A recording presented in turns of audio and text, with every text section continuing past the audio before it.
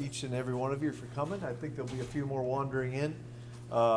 We're just commenting, trying to get back from work and eat and settle kids by 6 o'clock is hard. I understand that, but so expect a few other people to wander in. But last session a few weeks ago was just awesome, and I know that Paul's got a lot of more wisdom to share.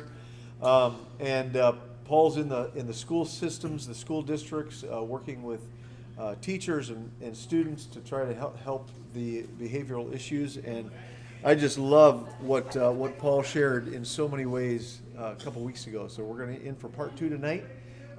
We do have a Facebook group, right? So make sure you sign up for that. There's a page. A planning center. Ooh, okay. It's not a Facebook thing. Oh. It's not Facebook. Okay. It can be if we want it to be, but it's through planning center. Okay. So we're putting a lot of these resources in that platform so you can access it and listen to it again. And I know we are live streaming this. Not live streaming it. We're actually recording it. We are live streaming. Okay, we are. Look at that. I should know what's going on. But so are we doing the same thing? We'll shut it down at the Q&A? Yep, that's what Paul did. Okay. Yeah, let's do that. So what we'll do, Paul will give a lot of good content. There'll be some interaction, and then once we field questions, Q&A, we'll turn that off so that gives you a little bit more privacy, confidentiality. Okay. Let's be real. Let's be raw. Don't pretend like you're the greatest parent in the world. Let's. Hey, we all know it. My kids are perfect. Well, I know. Mine really aren't. Mine definitely aren't either. It's such a challenge, and especially in the day in which we live, with all kinds of, maybe even things that we weren't aware of as much 20, 30 years ago, medically, things going on hormonally and medication, all those kind of things. It's just really brought a lot of complication to parenting. So we're all here to learn. I know we've got grandkids now, and we're already thinking from last session, okay, we could start using this with our grandkids, of course, through their parents, but so we're picking up great stuff as well. So why don't we open up in prayer, and then we'll get started. So Father, thank you so much, Lord, that your Holy Spirit is here to help and to guide. You're the greatest counselor there is. You're the wonderful counselor. And may your voice be the loudest one heard in this room. I pray that you use our brother. I pray you use the gifts that you've given him and his abilities to just be a channel that which your Holy Spirit can speak to and through. So we thank you again for Paul and Robin, and we just pray a blessing on this night in Jesus' name. Amen. Okay, Paul, take it away, brother. Pastor Mike and Connie, thanks for having us out. Really is terrific to be here. It's an honor to speak with you all and share what we've learned throughout the years. Where I come from, it's simply decades and decades, probably 1940s, in the study of behaviorism. So everything I'm saying is really just straight from the literature. It all starts in the animal laboratories first, and then it gravitates over to the field of human beings. And so you can trust it's not just like smart people in laboratories or universities thinking of things that could be kind of neat to practice. It's actually like experimentally proven over and over again before it's actually implemented. So that's why we see such great success. But I want to introduce myself first, Paul Eschbach, and I want to say I'm excited too because my best friend and wife of 33 years came, Robin too. And so we're also Dillsburgians. We claim to fame. We can tell. Can't even tell. That's really your sister. Yeah. Yeah. Just close your ears and listen to them talk, and you're able to chat. That's true. How many years apart are you? Yeah. 2 years. That's how my girls are. Yeah. I'm an only child. And before, and we're neighbors to make us closer, Oh, wow. like neighbors. And then, although we do have a problem, because we just had a giant hickory tree fall in between our houses. Oh, so there is a divide right now. We need a lumberjack. You need help. And then we worked together for 10 to 12, 13 years before that. In a camp, we started we shared a camper together, When we had a toddlers. 40-foot camper with toddlers, kids. And so we shared, how many years were we in that together? 7 years. Yeah, so we got our own, 7 years Yeah, we so shared. we know the Hammers and the Hammers know us very, very well. Very well. And we couldn't be more proud of Mike and Connie and There's a grace that flows. what they've done. Yeah, you got to have a lot of grace. Keep those bearings greased in the relationship. So that's the fun part. Raised a couple of girls that live too far away, 1,000 miles away in Lakeland, Florida. I'm the founder and owner of Behavior Therapy International. About 100 employees, a clinic down in Wormleysburg where we take children that have autism. We build their medical insurance for it. We have contracts with 5 different school districts around town where we send out, I think it's up to 20 of our therapists to work with all kinds of children. And the reason we're so highly desired is because, again, we use what the literature says about human beings and behavior. And if you can unwind just a couple of things, it's really cool and really helpful. So some of the agreed upon points that we went through last week were remember the styles we talked about? There's actually 3 discovered styles in parenting.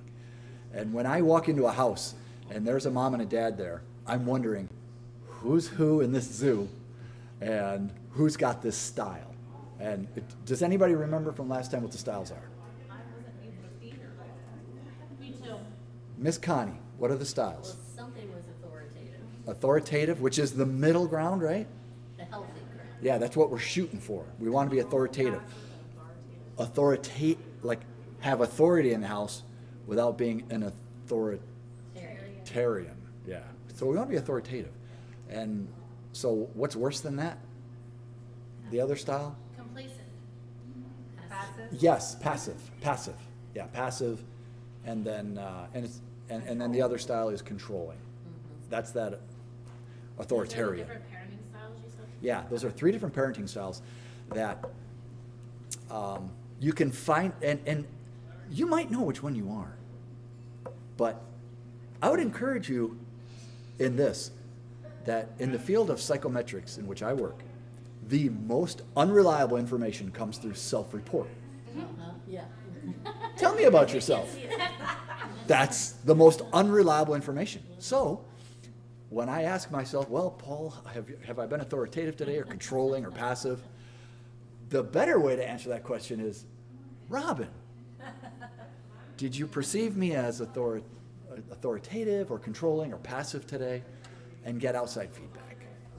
And that's a much cleaner, more reliable way to get really solid information. Feedback is critical. As a matter of fact, in our field, we also, we're called upon a lot to train staff, like in safety behaviors maybe at a factory, or the cleaning staff at maybe a hotel. And we've learned that there is no correlation between telling somebody what to do and thinking they're going to do it. It doesn't work. There's no behavior change. Add to that, tell them what to do, and then have them read it. No behavioral change. Tell them what to do, have them read it, and then show them how it's done. Nothing yet until you get to that golden number 4, feedback. You did it or you did not do it. That's when you'll expect this. So if I want to know how I'm doing as a parent, I've got to ask Robin at the right time of the day, I know Robin well enough that if she's busy doing something, whether she's at her computer or in a kitchen or cleaning, don't try.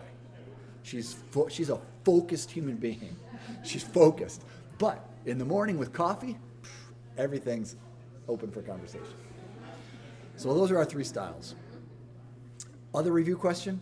Functions of behavior, because without this, almost nothing works.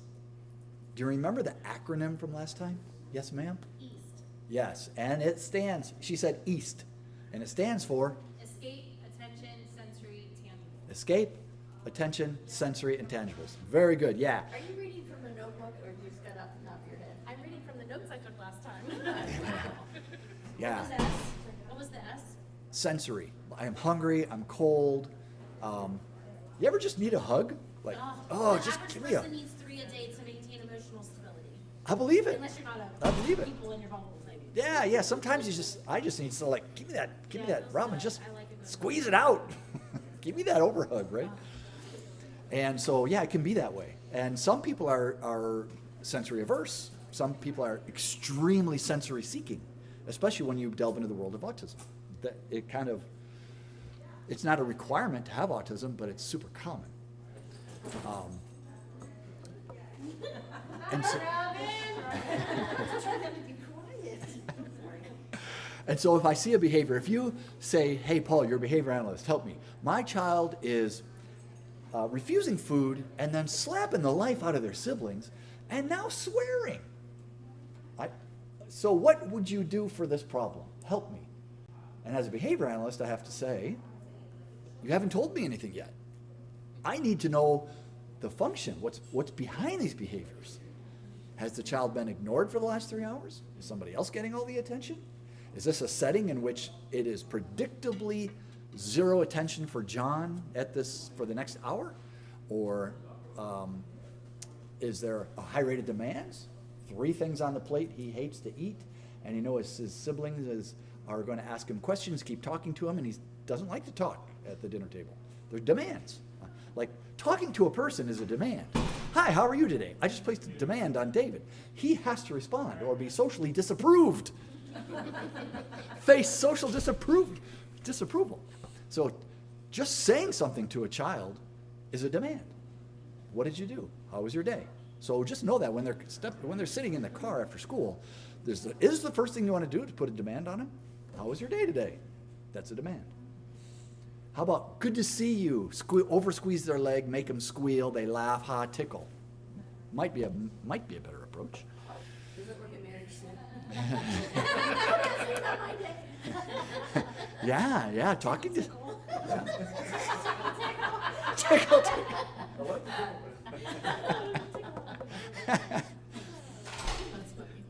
So yeah, you got to know the functions. And behavior analysis, honestly, back in the 40s, 50s, 60s, and 70s, and all the way up to 1987, was only about behavior modification. It wasn't going anywhere. We were trying to do token economies and timeout systems just to modify behavior and having some success, until in 1987, we determined how to figure out the function of a behavior scientifically, objectively.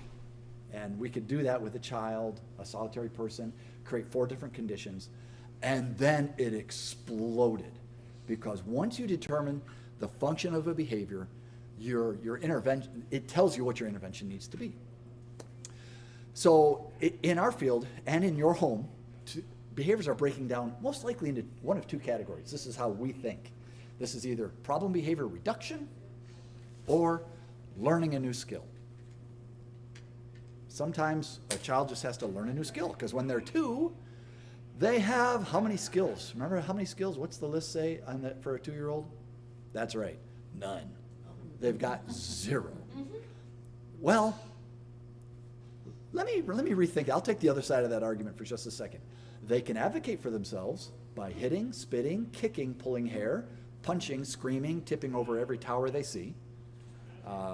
So they've got some skill, but none of it's like adaptable yet, what we call. It's not helpful yet. It's not learned yet.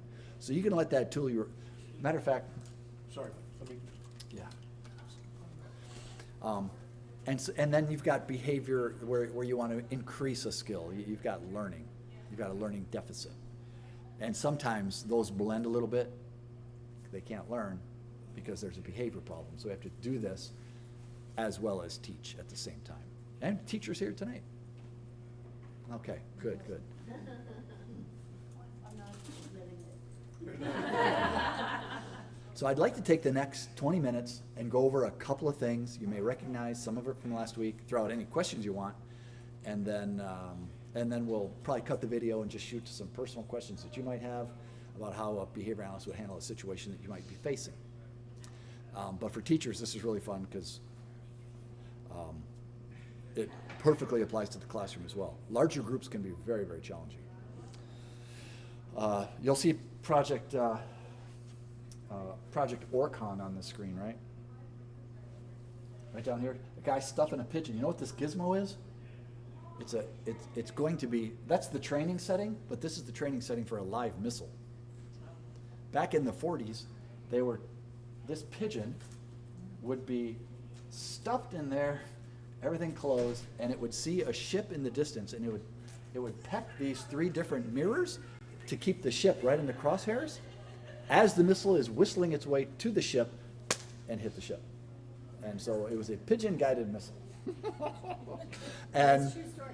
oh yeah, you can look it up online. Oh my goodness. And because, but the thing is you got to take a pigeon and train it to work for a long time.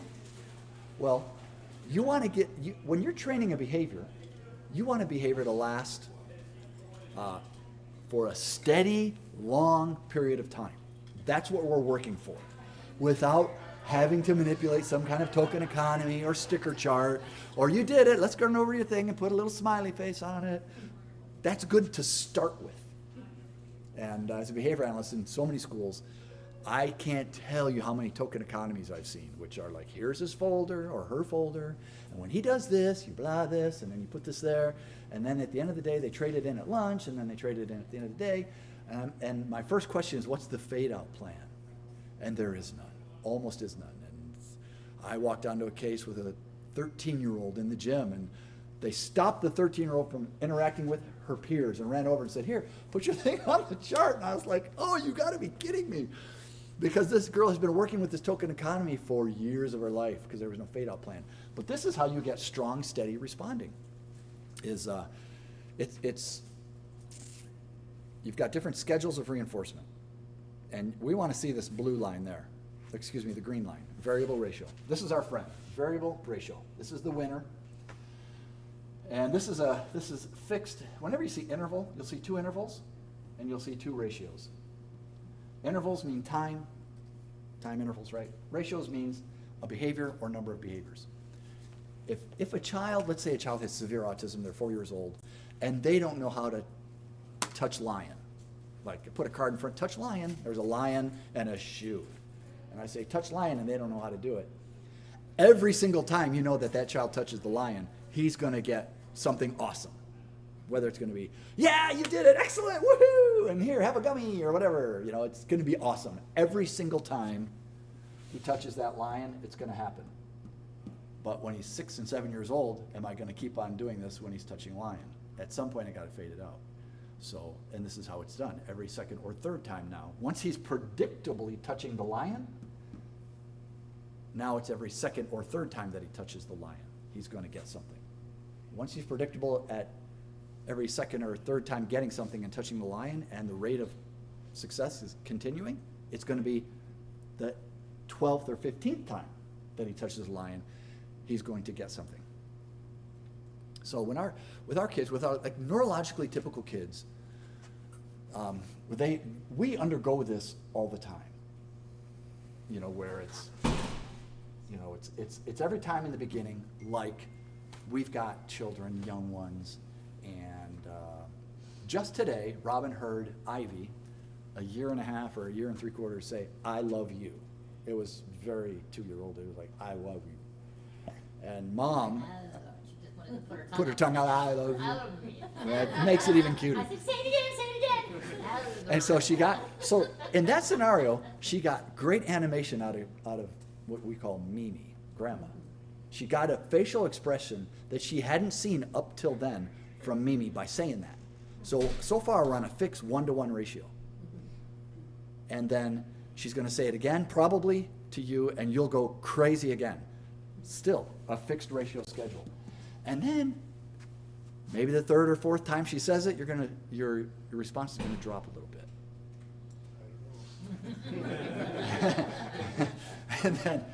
and then maybe on the 6th or 7th time, you'll be like, yes, I love you too. And so Robin inadvertently just put Ivy on a variable ratio. She varied it. So we're going to make the saying, I love you to Grandma very, very strong by putting it on a variable ratio schedule. And so that's the magic right there for strong, steady responding. And for the pigeons that they were stuffing in the missiles, they did the same thing. You pluck the lever, you get a pellet, pluck the lever, get a pellet. And so they were plucking the lever and nothing came out. Pluck the lever, now they pluck the lever twice. They got a pellet. And this machine that's delivering pellets is hooked up to a computer. And so it knows when the pellet's coming out, how many pecks it's getting. And you can continue to do this where that pigeon will get over 10,000 pecks on that lever and tip over in exhaustion. If you can thin that delivery of pellets slow enough over time, over days and days. And that's why you can see strange human behavior, like where you say that person is broken, because maybe she's waiting for her horrible partner to come home who's like semi-abusive or maybe abusive, because she knows he'll be back, because he did say at one time, I love you. And then they shared a great evening and a great week, and then it was a terrible week, but then 3 days later it was a great week, and he's got her on a variable schedule in this relationship. And so the behavior of staying home and advocating for this man is very, very strong. Matter of fact, for some problem behaviors, one of the disadvantages, this is a sneak peek into the life of a behavior analyst, one of the disadvantages of reinforcing every single time is that these behaviors, once you stop reinforcing, the behavior drops off a cliff. You don't see it. And so if we've got a child that might be engaging in a problem behavior, we'll actually put them on this schedule and reinforce it every time. People go crazy when they hear, like, you're going to reinforce that? Yeah. And then on the 15th time, no reinforcement whatsoever. And you watch it die. It's very predictable. It's unbelievably predictable. Like human behavior. There's a story of a young lady. It's in a textbook, and a young man would call her, and she would go out on a date with him. He would call and call and call, and then she would go on a date. And he would call, and she'd say no, and he'd call and say, so she'd rebuff him multiple times, and then she'd go out on the date. So what kind of schedule of reinforcement did she have him on? Yeah, variable. Yeah.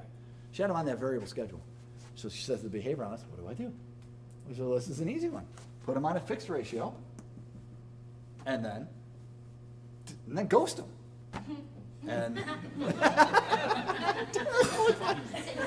terrible advice. Don't. As I said it, I realized that's absolutely horrible. But she did it, and it worked. The guy never called back. She dated him like 4 times, and then just like, see ya. Oh. And then this one looks like the Brooklyn Bridge, because this is every a time interval, and it's fixed. So every 10 minutes, let's say, or every 2 hours, and so what you see is that there's no behavior, and right before the time interval, lots of behavior. Like, I'm doing my math, look, Mom, I'm doing it all, I'm doing it. Okay, you get your 5-minute break, and 5-minute break's done. Come back to the table, start working. Child's not working, no behavior, child's not working, timers, 7 minutes, 8 minutes, 9 minutes, child's working, look, Mom, I'm working. So on a fixed interval, it's very difficult. Matter of fact, I had a teacher, yeah, I've got this, right, is it here? Nope. Yeah. And so I show up at the house, and it's a single mom, horrible, acrimonious divorce in play. She's like, her son is 9, and he's good at aggression, he's good at violence. He's got a older brother and a game station that he absolutely loves, this video game station. So he comes home from school, lies to Mom about how much homework he did or didn't have, just confuses the whole thing so she doesn't know, and then he runs to his game station. She's like, I can't make him do any homework, and I feel guilty because of the divorce, and it's in play now, and what can I do? And so I said, he does how much homework? She said, none. He won't do anything for me. So, but I knew he loved his game station. So we said, all right, let's just have him do one problem, and then he can go to his game station. And he has to come in, and you can even give him the choice. What one problem do you want to do today? I think I have that listed here. And you're in the home, Yeah. help coaching this mom. Yes, one or 2 times. And that's always an interesting thing, because I tell parents what to do. We outline a plan.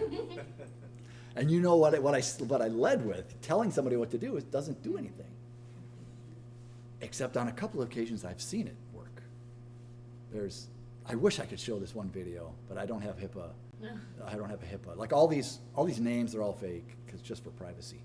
But I've got a video of a mom, and I saw her for I think second time. One was for just the introduction, and then just a hardcore meeting. She's like, yeah, let me show you this. And she said he has absolute fits, this nonverbal child.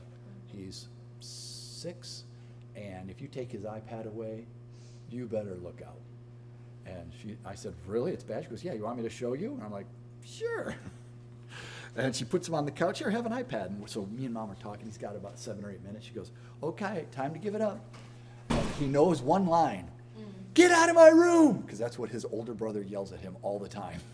That's all he knows, that when somebody's mad, you yell, get out of my room! So she's pulling on the iPad, get out of my room! And she pulls the iPad away, and here it comes. Hockey checks and fists and slaps. And he's got autism. There's some behavioral issues there. And so I told her how to do a timeout. As soon as he hits, it's time for timeout. And the fun thing about timeout is that the research is discovering some crazy fun things that are good for the home team. It doesn't have to be 1 year for every year of their age, or 1 minute for every year of their age. It can be, and there's no prediction that if they're behaving badly in timeout, they're going to behave bad out of timeout. Like you literally can make it 30 seconds. You're like, okay, come back. They violate again. Oh, back in. And at your leisure. Oh, yeah, hold on. They're saying, okay, come out. Remember, no hitting. Oh, you're hitting, back in. You can do it just like that, and you're fine behavior analytically. You'll have just as much effect as keeping the child in timeout for 4 minutes straight or until they're done crying. Like that used to be the way we operated, is you're in timeout until you can sing the first line of Jingle Bells. Okay, show me. Jingle bells, jingle bells. Okay, you're out. Show me that you're under what we call stimulus control, instructional control. You want to get out of timeout? Yeah. Touch your nose, right? Spin around. Okay, you can be out of timeout. You don't have to do that. I mean, you could if you want, but you can also have probably great success if you let them in for 20 seconds or 25 seconds. So for this child, it was just do one. This is what I wrote to the parents and the teachers. Target behavior 1, completion of 1 homework question for 10 work days, 2 to 6 homework questions, 10 work days, 2 to 15 homework questions for 10 work days, and 2 to 25 homework questions. So target behavior 1 was that fixed ratio, or was it variable? It's fixed. It's fixed because it's 1 homework for 10 days. Oh, for that, I was gonna say, but then you changed it. Then I changed it to variable. Okay. Then I went variable. Yeah. And we just used there's this, in behavior analysis, there's this term we call it's got the silliest name. It's called the Premack principle, and all it is grandma's rule. Eat your broccoli and then you can have your dessert. You do the tough stuff first, and then you get the good stuff. Imagine that. That's all it takes. So that's what we did in this house. You want your game? I told the mom, look, you want to play on the game thing? Yeah, you can. One problem. Take your pick. Because choice as an intervention is a real thing. Like, choice, what do you want to do? Take control. You don't have to be like, I don't have to be Mr. Control authoritative or authoritarian in the house. Like, I said you're going to do this, you're going to do that, and then you're going to have fun. So he did it. And I sent this to the school, and they did not like it. Wait, why? Because they didn't know this. I'll show you. This is what the teacher offered. Maybe have them do 10 minutes of homework per night to start, and then begin adding 1 more minute at a time. 10 minutes of homework, which is, and then add 1. 10 minutes of homework, let me see. 10 minutes of homework. That's a fixed interval, and then add 1. So there's huge problems with fixed intervals. You get no behaving. He would have sat there at the kitchen table And mom would have been like, well, do I start the timer now? And he's like, oh yeah, and he'd fake it. She'd start the timer, he'd stop. It would have been a mess. It would have been terrible. So, I just ignored him.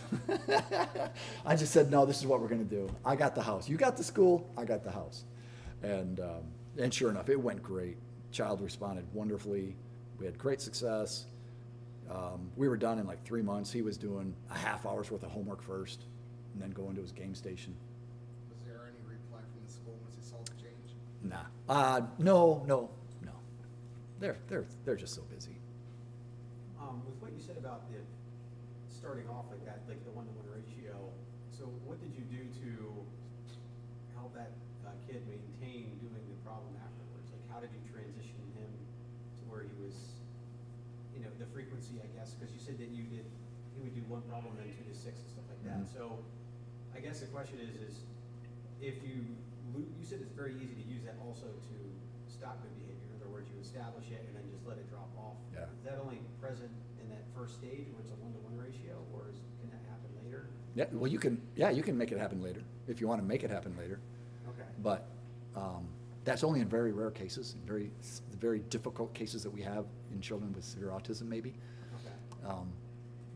For a case like this, though, he actually said, "What is this?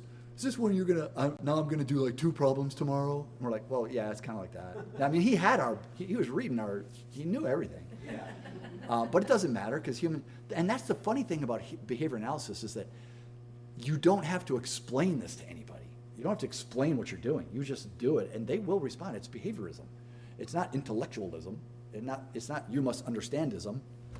It's just behaviorism. So, and mom said, okay, today it's 2 problems. He's like, you pick the 2. He's like, I knew this was gonna happen. And then tomorrow she was like, guess what? It's 6. He's like, what? And he would do it. And then the next day she'd be like, guess what? It's 1 or it's 2. He's like, oh yeah. And we got like, here's the,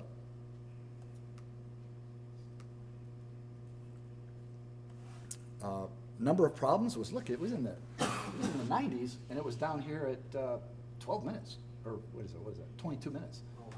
So he was screaming through his homework. And so that's, 228 to 326, that's a month. So, I mean, and hats off to mom. She just really needed somebody to stand there and be like, guess what? Stop being guilty about everything that's happening in the background here. Your son needs to be successful. You can make him do this. And she saw me make him do it the first time. She's like, okay.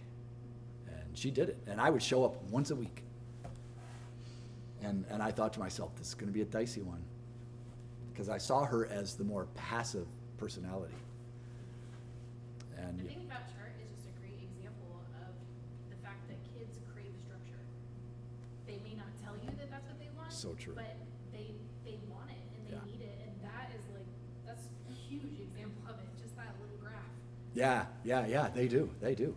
And he knew that we added a couple of extras on there, that if he was to throw his headset and what the what's the controller, if he was to whip them into the couch or at his brother, into the wall, that he would lose it for the night. So there were a couple things in play, and he responded great.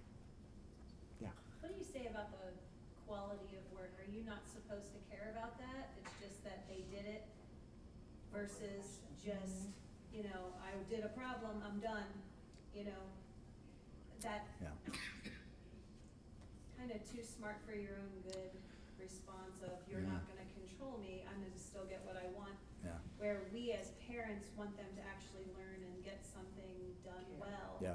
Care about it, work through a challenging problem and work it out. Yeah. Versus, okay, you're gonna play that game, I'm done. Yeah. I did it, that's all I Yeah, if I sniffed that out, I would have probably like 2 what we call contingencies ready, 2 plans ready.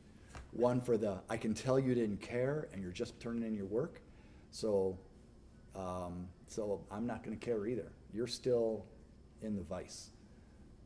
So this work is done, but it's not done right. I mean, you didn't even reach a quarter of your potential. You're just doing this to get us out of your hair. But if I can tell you're thoughtful about it, man, it's gonna be a party. It's all the good stuff. That's what I would do. Although, you know what, weirdly enough, if for as many years in this business, I've never really run across that issue. And it seems like I would've. That seems like a common one. But yeah, I would reward and reinforce. Because one thing we know about reinforcers is if you want a certain behavior to maintain or increase in any dimension, work quality, duration, time spent, magnitude, it's got to contact reinforcement. And if you want something to die, to decrease in any dimension, just deliver punishment. And for some of our kids on the spectrum, they've had so many demands put in front of them that putting a worksheet in front of a kid is just raw punishment. And they're just gonna be like, I hate you and I hate this school. It's another demand. And then you talk to me. And I told you, I don't want to be talked to. So we've got to make like work demands correlated with reinforcement. That's our job. I've got to correlate work with reinforcement. I almost have to like rewrite this book so that when I come home into the house, I walked into the house one time and Mom said, oh, I'm so sorry. When I said, hey, Mr. Paul's here, he ran upstairs crying. Because I was a punisher. Because the last session I had just the day previous, I overworked him way too hard. Too many demands. He responded to each one, like, do this, and then we're gonna do this. And I thought we were having fun, and he was responding. But when you're 3 and 4 years old, your endurance is like, you just don't have much. 0 to 2, you got none. They have no endurance. Endurance and energy. Yeah, they got plenty of energy, no endurance. Can we ask questions now? Yeah, sure. You talking about like the variable versus, like the consistent. The fixed, yeah. It's just making me think of like what I do with my boys, and they have like a chore chart every morning that they do. So it's making me think that's too consistent. Is that okay? Because is this where like, so they get $1 each week if they do their chores 5 days a week without me having to constantly push them. I don't mind saying, hey, make sure you do this, whatever, but like if I have to sit there and keep pushing them, then they don't get it. But is that me being too consistent or like whatever the word, not non-variable, fixed? Is it too fixed? Where then they would just stop? Because my thought process in this is, I want to teach them to be helpful in the house, to do work, to do it with a happy heart. So in my mind, I'm thinking. Wait, say that again? Say those again? I want them to do it with a happy heart and. I don't know, what did I say? Or something like, Be helpful around the house. yeah, be helpful, do it with a happy heart. And to do work, like to pitch in, like it's a family. Okay, We all work together, to right? pitch in, to be healthy, yeah, so there's 2 things, there's 2 levels going on. Like when we have our jobs, we get a fixed, we get the fixed. We're gonna get paid X every 2 weeks, we know it. Yeah. That's a fixed ratio. But does that determine the quality of our work and how, are we doing it with a happy heart, and are we being helpful, and are we participating? No. It says nothing about that. No. What about your manager? What about your, the person, your supervisor or your coworkers? Are they, so as a mom, what I'm more concerned of is when they are, the behaviors of having a happy, whatever, being helpful, engaged, pitching in, when I see those, are those contacting reinforcement? Yes. That's the key thing, and it's most likely variable because you're not catching it every single time. Oh, well, yeah, that is, if I catch them doing it, I try to, praise them. Yes, for yes, it, yes. And say, you're setting a good example for your younger brother, or that was so kind of you to pitch in and help your older brother finish his chore. How old are they? 8 and 10. Okay, so they're getting just to the age where it's, well, maybe 11, I think around 12, 13, and 14 when they turn cool. They are not. And they think they're cool. It's when you got to be, when like a straight up come at you like, you did so good, thanks for helping your brother. It's now like, oh mom, please, I'm not a child, Yeah. And now it's got to be like, yo, way to go, man. Excellent, I love that work you did, Yeah. stuff like that. But until then, 8 and 10 is perfect. And so, yeah. So you're saying because that's variable in between there, it is Yes, yes, yes. No, I think you're fine. I think you're fine. As long as the behaviors that you want to see, getting those chores done on time, are contacting variable reinforcement, because the dollar is not carrying the day. No. It's your expectations and they're gonna encounter social disapproval of mom and social approval of mom. That's really the two contingencies that are in play. And get a dollar. There's a little bit of frosting on that. Okay. So you got two positive contingencies and one punishing contingency. Usually we're all under the constraint of two contingencies, social approval and social disapproval. So when I'm walking downstairs in the morning and Robin's, I don't even know where this example's going, but you're sitting in your chair and you're having coffee. If I was to just walk by, she'd be like, Well, good morning to you. yeah. What's with the social disapproval? And I would know that. I know that. So I don't want to face social disapproval from Robin. I don't want to start my day off on the wrong foot. So I'm going to say my behavior of saying, good morning, how'd you sleep, is controlled by social disapproval and social approval. Attention is like the whole sides of our brains as human beings are committed to the social experiments. So now Experience. another question, how do you make one child be more cognizant of that social? When one just doesn't care. I've got one that doesn't care and one that does, so. Yeah. He's like, Yeah. you disapprove? I- Oh, well. Right, oh well. One, yeah. At least they don't say you disapprove, yay. You just get the looks like, I don't care. Perfect. I mean, like, it's in the personality, like, you literally see the differences. Mm-hmm. Like, the older one very much wants your approval. Yeah. The younger one, Yeah. He just wants to go be very. Yeah. So, some kids are born super conscientious. Like there's some children that can eat and not make a mess. And they're a year and a half, 2 years old. It's unbelievable. And the others are like spaghetti on my head. at 8 years. Crazy. Yeah. At 8. When our children were probably 14 and 16, we used social disapproval in the form, like we wouldn't raise our voice. Didn't yell at them. We just said, oh, you stayed out till, you knew the curfew was 12, right? And you stayed out till like 1:15. We don't trust you. And that's really sad. And no, I can't let you go out tonight because we don't trust you.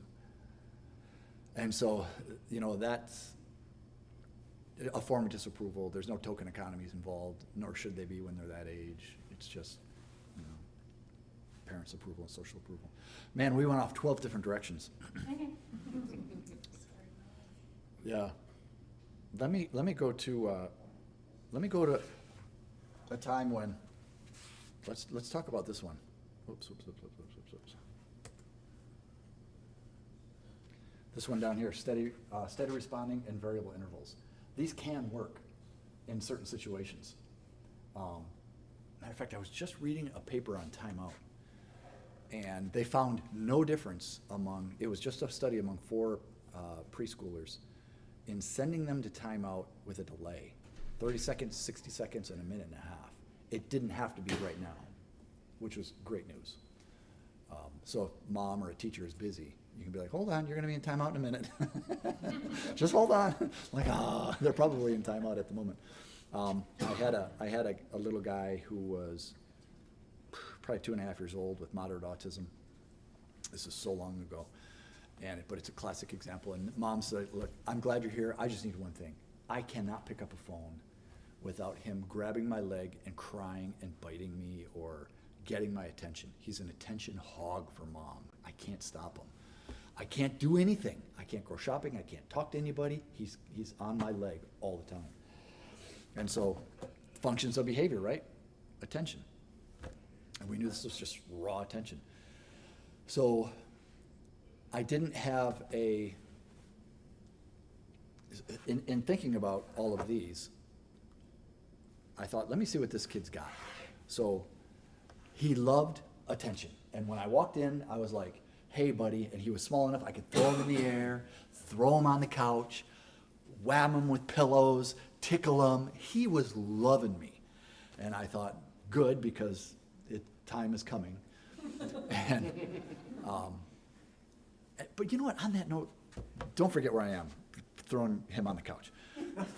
Because there's a thing, it's the craziest phenomenon called fading in compliance. And we do this all the time, where you don't have to draw a hard line and say, this is the line, you cross this, we're going to war.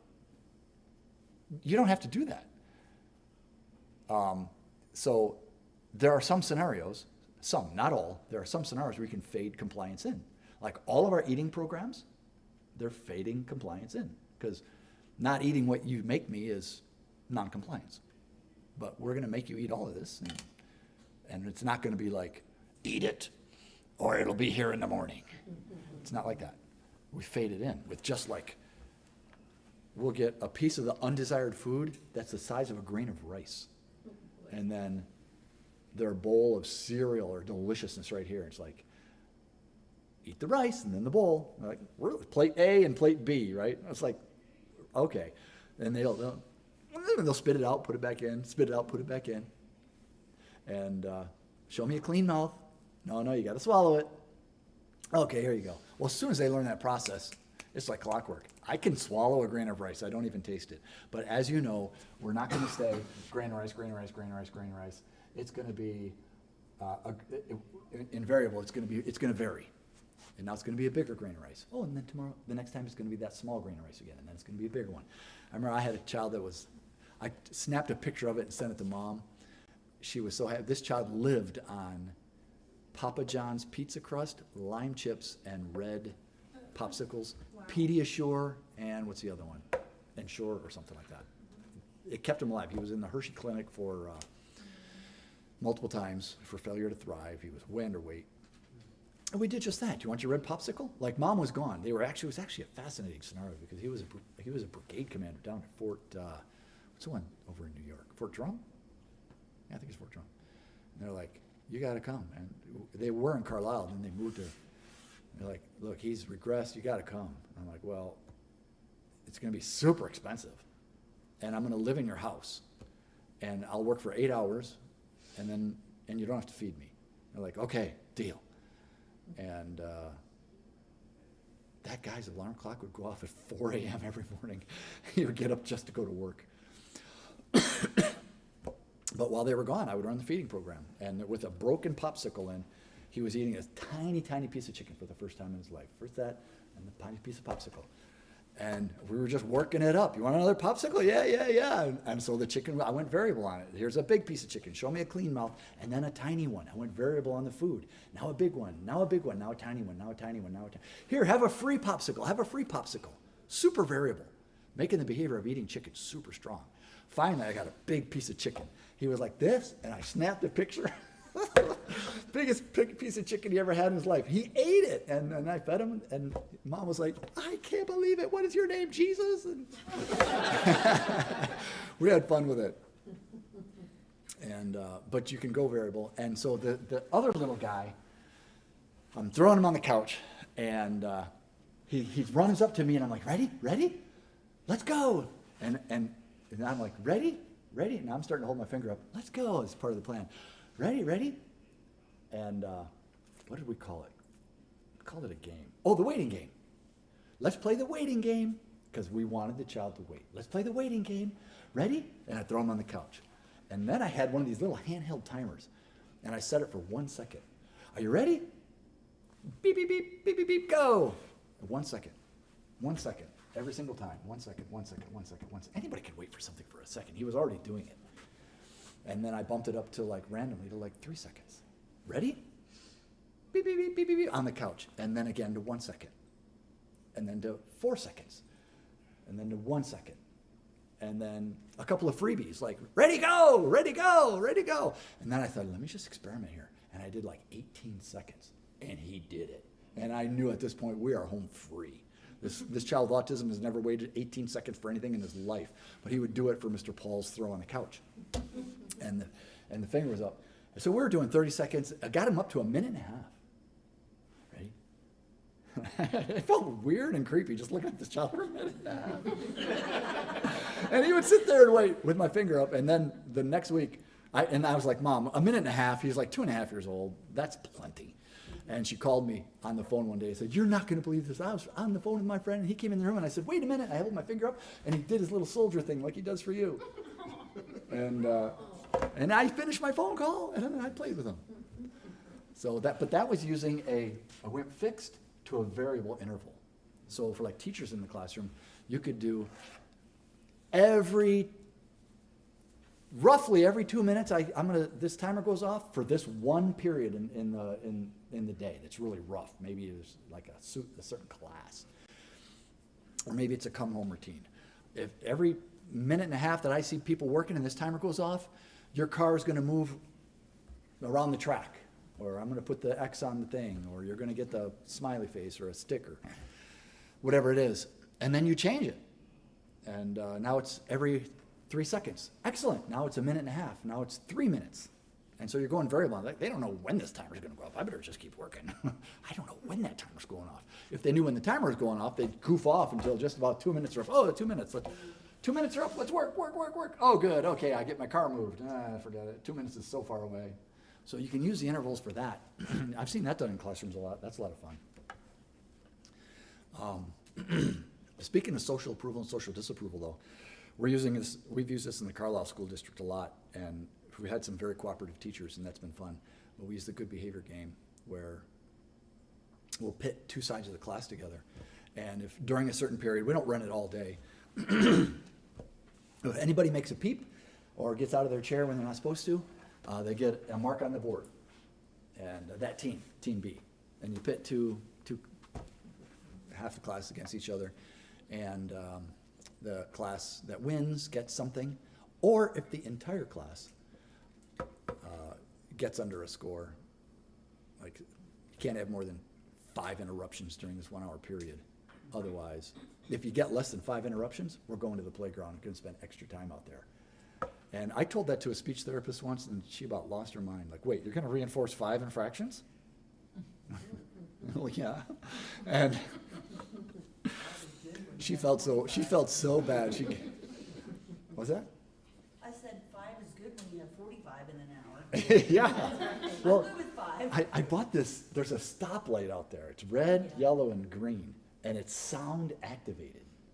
And you can attenuate it to be super sensitive or very blunt. So it has to be a loud sound to activate the yellow or the red. If it's a very loud sound, it goes right to red, makes a noise. If it's a medium sound, it'll go to yellow. If there's no sounds, it just stays nice and green. We put this up. This is Hamilton Elementary. And if you know Hamilton Elementary up in Carlisle, it's a wild place. And this was 5th grade. So it was hairy. And this teacher, she was ready to retire, man. She's like, this is my last year. And I thought, oh, I will have no success in this classroom.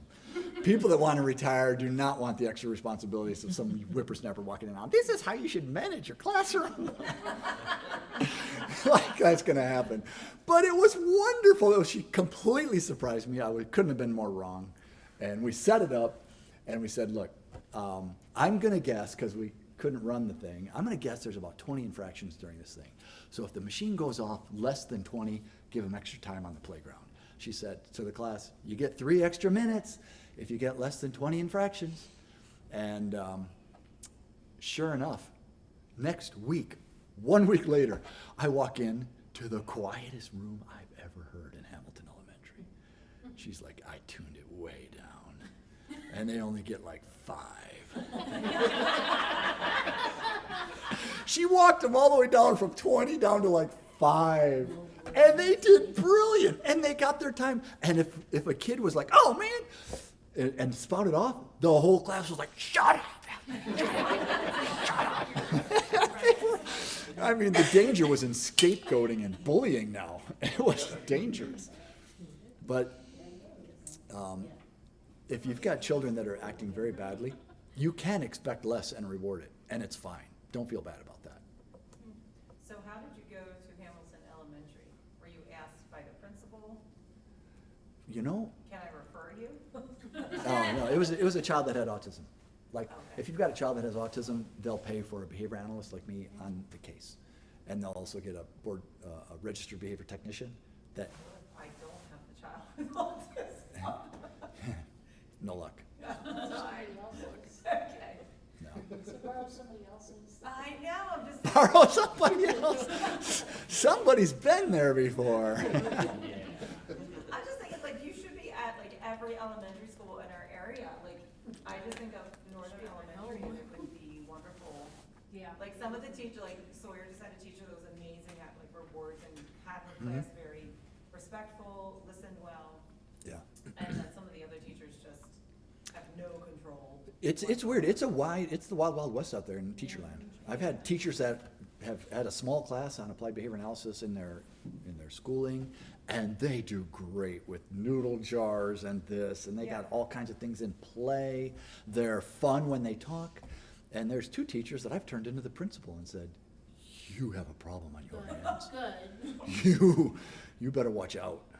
Okay. Cause what happens is that when I walk into the classroom, I have to take data on how many times my child is misbehaving and how much reinforcement they're getting.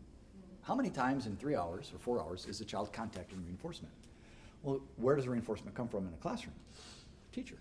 So I have to, over the course of a week, I have to show the principal a data sheet that says, my child got 3 moments of FaceTime with your teacher. And they got me in there because they're like, this child's tearing up the classroom. We need help. Like, he's contacted reinforcement 3 times in the last, 20 hours of class. But there were 15 way to go classroom. So, I got to give the teacher that. She did say, good job, everybody. But does that work for him in that chair? And what's she going to do? Stop her class. Hold on. Okay, you did so good. Okay, now let me go back to teaching. It's too much. It's too much, especially because the parents here have the right by Pennsylvania law to demand that their child be in regular education, even though they should be maybe in special education. It's rough. They just have to demand it, and they're there. And you are required by federal law, IDEA, Individuals with Disabilities in Education Act, to provide a free and appropriate education. Wow. Man. Yeah. Any other questions? Can I go backwards a minute when we're talking about timeouts? Cause I know for like 2, 3, 4, 5-year-olds, timeouts, however we choose to do it is effective. But when we come into going from timeouts to groundings, because we've got those preteens and teens coming into play, what does that kind of look like for a neurodivergent? Cause I have one of each. I have a neurodivergent and a neurotypical, and I pull my hair out every other day with raising both of them very, very differently. Wow, yeah. But with the timeouts, okay, 30 seconds, great, you're out, good job. When they're younger, or you variable that time, what does that look like when they become those preteens and teens, and now we're looking at groundings or bigger consequences than just 30 seconds and a Mhm. timeout? Yeah. How does that kind of play into those neurodivergent kids? Yep. It's, That's what we're having problems with too. Yeah. with what? That's what we're having problems with too, Yeah. with teenagers. Yep. Yeah, taking their, grounding them is an interesting version of timeout, because you're grounding their activity. Like, Correct. you're not gonna do that. Right. So, like, for a young child, there's been a small amount of times where we've taken children with autism are sometimes super attached to a thing. And there have been cases where we put their thing under a translucent tub. You can't have it now, till the timer goes off. Okay, you can have it now. And so, completely warranted. You can take any toy, whether it's their electric bike or their game controller, and put it under the translucent tub, so to speak. Put it under your control for X hours or days, contingent upon. But you can also make that variable. You can thin that out and be like, man, what I just saw, I love that behavior. The way you helped your brother or sister right there, that was unbelievably adult. Here you go. It's back to you. I guess, I'm sorry. No, go ahead. I guess what is the, maybe suggested kind of time frame for that? Because in past, and talking to doctors and things with my daughter, who is the neurodivergent, it was taking things from her, it's only going to affect her for a short period of time, and then she doesn't care anymore. Like, okay, well, great, I don't have that anymore, but I'm gonna go back to that behavior. Mhm. So it was always, we don't recommend taking something from them, but it was never a suggestion on what to do then. So it's kind of, we're like, well, what is the appropriate consequence then for the outburst behavior or the refusal to do your chores or whatever it may be? Mhm. Because now we have no idea. Yeah. Like, nothing seems to affect. You can't take enough from her. She'd acclimate to anything. Yeah, Yeah. yeah, she does, and it's super frustrating. Yeah, the point, by the way, to make things a little bit worse, the point of punishment is you're not supposed to like punish a little bit. Right. You're supposed to swing for the fence and make it so that they don't want to do this again. That's the point of it. So, Right, and for my neurotypical son, easy peasy, like, Right. it affects him beyond measure. For my daughter, it doesn't matter, nothing. Does yeah, not affect her. if things are not like punishing, then you'll have to go to something else. I wonder what else would be punishing for her. You know, not having to sit on the stairs while everybody eats at the table, or a timeout, just an old school timeout. You're gonna sit in that chair and you're just gonna watch. And then, by the way, every time we put a child in timeout, we crank it up. The party happens for everybody else. So the timeout, the value of being timeout gets super sucky. Like, oh, they're eating ice cream. You're kidding me. Oh yeah, baby, with sprinkles. But then do you have that for a certain amount of time, and then once that child is out, allow them to participate in that? Absolutely, Or- absolutely. okay. Once punishment's done, it's done. It's the light switch theory that we talk about. You've got to, when the child's in punishment, like if I've got a 2-year-old that's in timeout and he just has super fidget feet, he can't stay up, I won't be like, stay in timeout, and feed him all kinds of attention, because he's like, I like this timeout thing with Mr. Cole. I'm like this, and I'm on my phone, and I'm just, if he gets up, I'll block him to stay in. I'm sitting down. Okay, you're done. Hey, let's play. And so I turn it on. He's in time in. Right. Time in should always be awesome. And you know, it's an emotional regulation thing on the part of the parent. And it's not easy, because what is it about our kids, when they misbehave, it's almost like a reflection of me. Like I'm taking it personal. And that's actually incorrect. It's called self-differentiation. I'm here, they're there, they're just a human being that I'm socializing, I'm raising. Because they misbehave, it doesn't make it, Eschbach doesn't behave that way. So if they're under punishment, punish them, go big, and then when they're done, make it done. And if you don't want to make it last because they did something awesome while they're being grounded, you can return it. Let's just go to the other side of this scale, though, because we're talking about using these to reinforce behaviors. It also works for a child that's behaving badly. If screaming at my brother or sister gets a game controller every second to third, maybe fourth time that I do it, the child is being reinforced. The behavior of screaming and aggressing is being reinforced variably. So the behavior of screaming and threatening my sibling for the game controller is very strong. So you have to have like a no tolerance policy Yeah. for your different behaviors Yes. that you want to stop. Yes, good luck with that. Because that means you have to be there the whole time, all the time, and you can't. You literally can't be there, which is the horrible truth of this, is their bad behaviors are going to contact reinforcement variably. I saw a 15-year-old with Downs and autism for the first time in his life hit somebody, just cold-cocked him. He was so frustrated. It was bad, but he hit him, and they went, oh, and they cried. The whole room then stopped and said, are you okay? Are you okay? And now we had a hitter on our hands. He was hitting everybody. Get a little frustrated, whack, because everybody would come to him, but sometimes they wouldn't. And so this hitting behavior got variable reinforcement. And oh my gosh, we had to call the ambulance numerous times. So bad behavior contacts reinforcement. That's why being consistent is the most important thing. Like I had a 6-year-old with severe autism, severe cognitive delay. She had no play skills, no language. Very rough, very sad human being.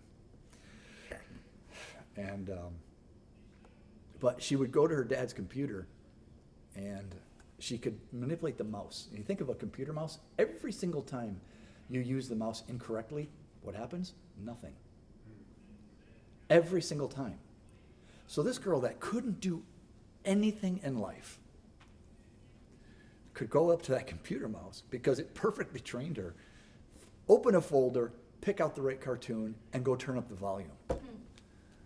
Because it was perfectly consistent. But that was encouraging.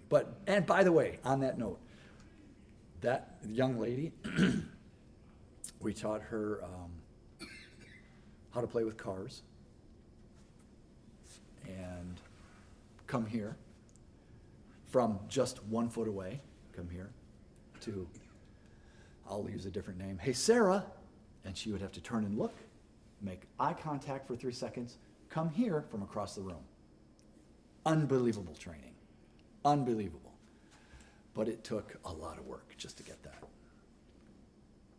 And then we started working on a vocal program, and Mom didn't like it. She felt like it made her daughter look too poorly. So she fired us and went with this alternative behavioral training device, which is a actual scam up in Massachusetts. We all know about it. But things get around on the internet. And then she called us back and wanted us back. So can I play devil's advocate? Yeah, Because right I'm on. really, like, I've heard this, and personally, as a mom, like you saying about when your kids misbehave, you feel like it's a reflection of you. And there's a part of me that says, no, that's not true, and yet there's another part of my brain that says, yes, it is, because you almost reinforce the fact that it is, because it can depend on whether we're consistent with our children as to whether their behavior is good or not. That's So, true. That I'm it is. just really So then it curious, is, yeah. like, I talked to a psychiatrist one time and asked their opinion on this, and he said it's like, I can't remember, it was a crazy, like, 90% personality and 10% training. And I was like, that just By the seems way, off. nobody knows that. Okay. I know the literature enough to know they don't know that. Okay, well, I'm just curious, so, I 'cause, do like, not I know. know that obviously you can't control your child's personality. We can train them as best we can, but as adults, they're gonna make their choices, and Yeah. you don't always And have when they're control. siblings, they're different. And they're from all each other. different, but we do have the option of whether we're consistent with our children, of whether we scream and yell at our children, Yeah. of whether we reinforce positive, show grace and mercy for the mistakes. Yeah.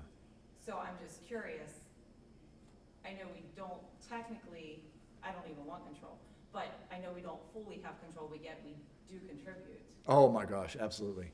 I would say that our children are a mirror image of our parenting skills. Mirror. There's not like, and if even though the personalities can be like so vastly different, if I say, oh, I just can't control this child, or this child is so off the hook, that's a reflection of my lack of insight into how to manage this child's behavior. It's not that child's personality is like 90% in control here, I'm only in control 10%. No, it's my skills interfacing with that child's personality are not very insufficient. Quick question. So have you ever met parents who, in a sense, kind of exasperated their kids, like when their kids were trying to do well and they'd screw up, and it was like no matter what they did, it was just not good enough? You ever dealt with parents like that? Parents and teachers. I've seen kids on red for 3 or 4 hours in the classroom. I'm like, he just said, screw it. I don't care if I'm on red. You know, you can only put your thumb on a person for so long. And you know what the interesting thing about that is? Like in the Bible, it says, you will reap what you sow. Like there's this equivalence. There's almost like a calculation. Like you're doing poorly, you sowed poorly. You're doing well, you sowed well. There's like this, you will not get away from that. And then along comes all the other verses says, guess what? There's grace for you. So you're going to sow, and now there's grace. And so the equation's messed up because God's grace is going to come and help me with my deficiencies. And so when there's a child that messes up, yeah, I can play God and be like, guess what? You're not going to be in that. What you just did there was so awesome. I'm going to take the 4-hour timeout. I'm going to move it to 15 minutes, or you're done. That was awesome. I loved what I saw. You're done. You know, it's grace. You got it. And so, but yeah, you have to. And I think it's an extension of like their past trauma, or how they're short-sighted or overworked and underpaid. There's a lot of things going on there with that parent and teachers that are doing that. And they just don't know this too. Like they just don't know. On that that's- note, how do we get an analysis of our parenting? I want to Feedback.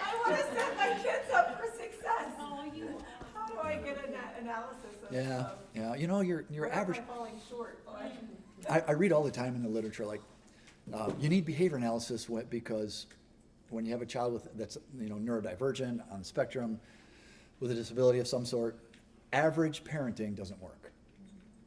And we're all just mostly like average parents, maybe.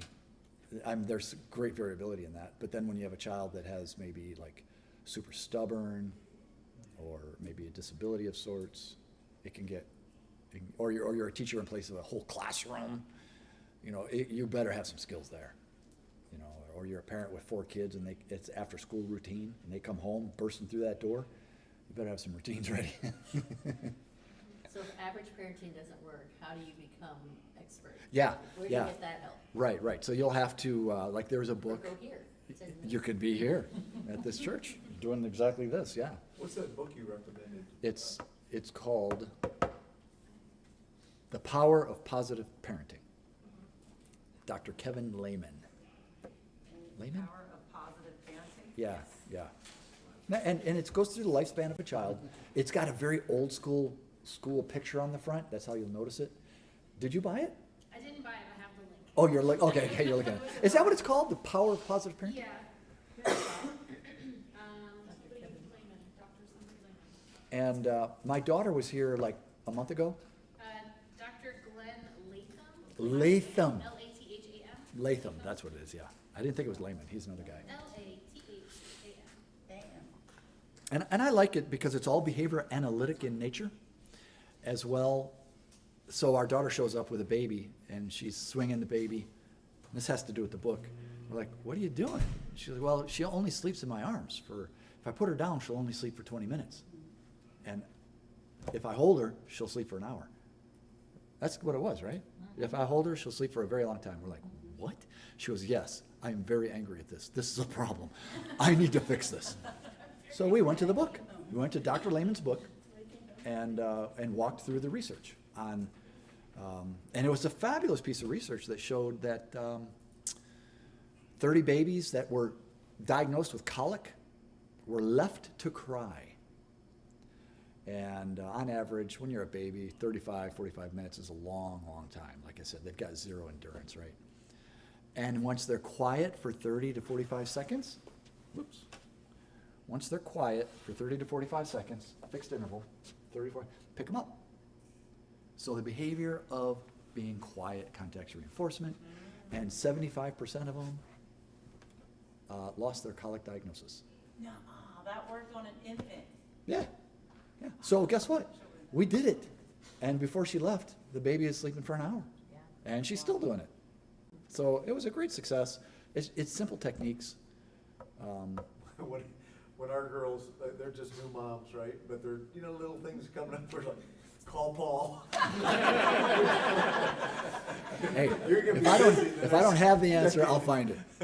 You I'll find it. Along the same lines with sometimes the guilt we feel, and your whole idea of we needing to manage our own emotions in those moments, because it just can get frustrating and we feel guilty. How do you guard, or I don't know if this is a question, talk about the guarding against turning it into shame. You may be producing guilt in a child because, they did something wrong and, they know it wasn't approved of. So there's gonna be some natural guilt there that the child is gonna feel. But I can easily look back how I turn some of that into shame once in a while. Mhm. Yeah, I wanna yeah. shame them, like, well, that's not how a pastor's kids act. I never said that, but, You're or a that's, hammer. that you're a hammer and hammers don't, Yeah. and again, I felt some rationale for that, but, the shame aspect, I think sometimes that can really turn dangerous. That's it. It really is. And there's almost like nothing worse than pouring on shame on a child. And the mechanism of the shame is an emotional parent with that angry face, a loud voice, and I'm modeling for my kids that if you've got a problem, just get angry. And parents can be scary when they're loud, when the voice raises. And so a child is being taught, look, the day you feel like you got a problem to solve, just get angry. Overpower that person with emotion. Overpower them with aggression, because that's what that is to a child. Like, but anyway, but the way out is the most difficult thing, and you hardly ever see it. But it's an emotionless response. Oh, that was an error. Okay, so you're going to be, but it's that separation, that self-differentiation. Like, you're not less of a human being, but you're now grounded for 2 days. And Robin, what are we going to make for supper tonight? I don't even care that I just grounded the child. And they might try to get my attention back and barter, or win me back. Like, hey, I'm still. We'll catch up later. Right now. So, did you get that hamburger It's out? an emotionless response. Yeah. So that takes a punishment to being a consequence of your action when it's emotionless. Like, if I just don't be angry and I say, well, sorry, now this is your consequence for your actions, that's making it on them, rather than if I got angry and yelled at them, then I'm making them feel shame. Yeah. And creating a punishment. Yes. Exactly. Thank you for the Exactly. summary, man. Exactly. Because I think I missed it until you said that. Or like the behavior, I guess, from the parent, like you're totally angry, mad, ticked off, and then you just quickly go into, okay, let's do something else. And it's like they never happen. And my son was like, I don't like it when you do that. Wait, so say that again? You're angry first? Like, say we just yell at him for doing something wrong, right?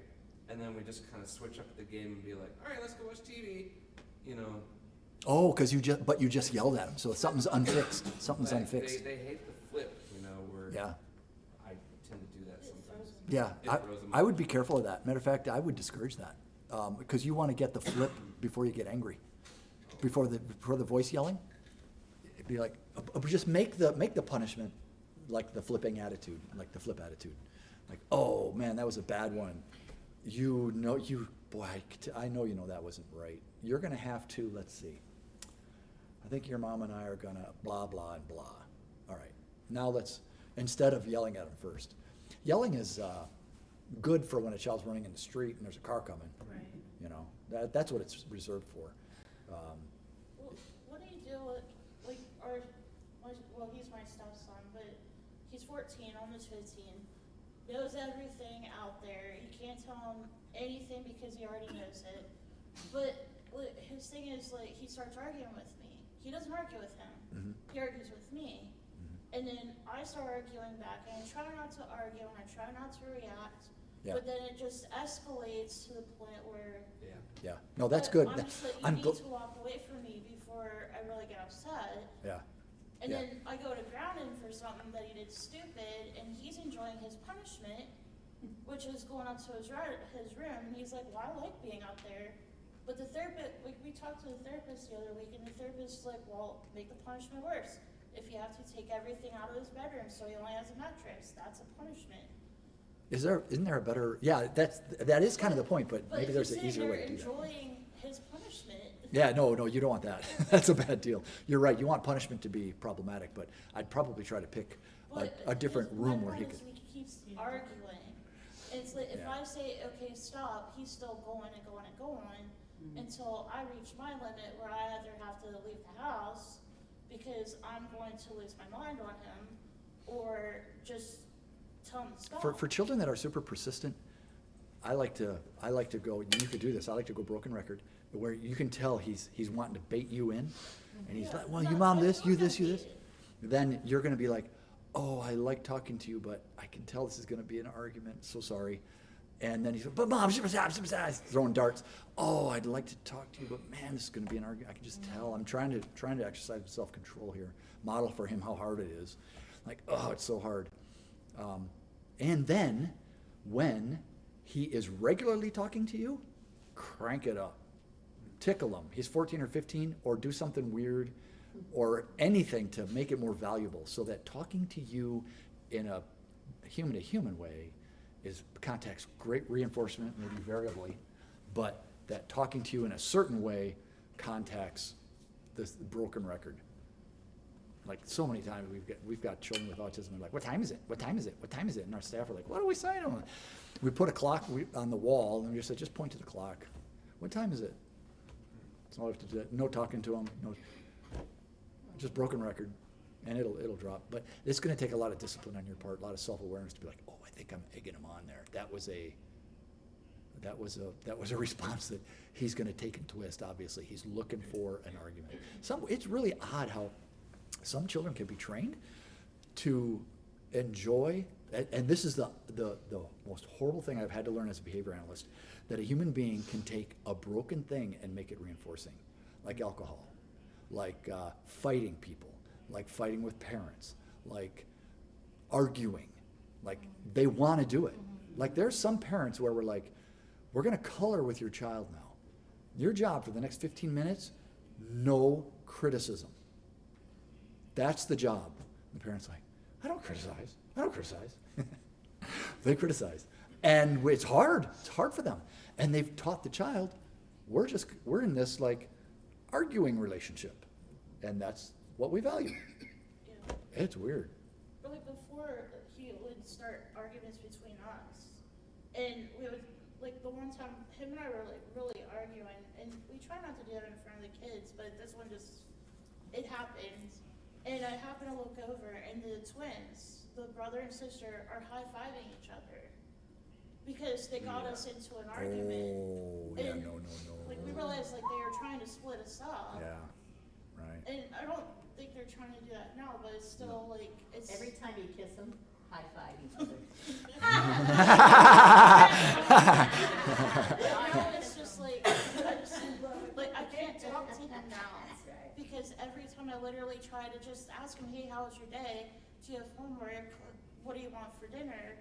He's just right at me. Wow. And then it gets him upset because he thinks that I'm baiting the kid, when it's actually, to me, it's the kid baiting me. And I'm just trying to... So are there no interactions between you and this child ever? Not ever. It's... So those times, It's very strange. this is right all now. you have to work with. This is all you have to work with. Are those few times, you have to make them super positive. Yeah. Fist bump, I give them really $5, try not I to don't be know. negative It's with- got to be positive. with them.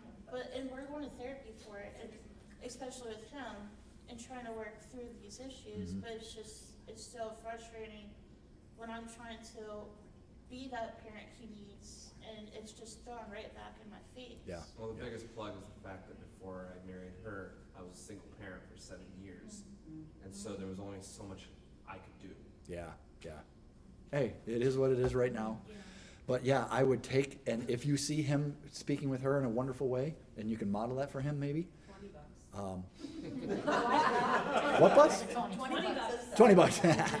I love the way you're showing respect. You know what? You want that new game? Let's go get it. Yeah, You yeah. know, you want to go play basketball? Let's go.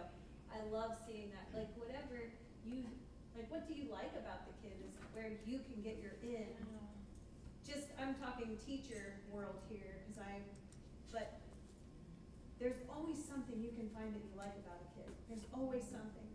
And when you can dive into that, they're gonna feel that you accept them, maybe just in that one moment, or that one thought, or that one thing, but there has to be something that you can show him, just in that little moment that you love him, and you care about him, and you think he's funny, you think he's a great artist, or whatever it is, or helpful, or wow, you're so creative, and even if you don't get the response, you giving it, eventually that wall will crumble, but you know, I think positive, everything positive, anything you can get out of it, you were saying the little moments that Yeah. we have You got to work with is those. your superpower. Yeah.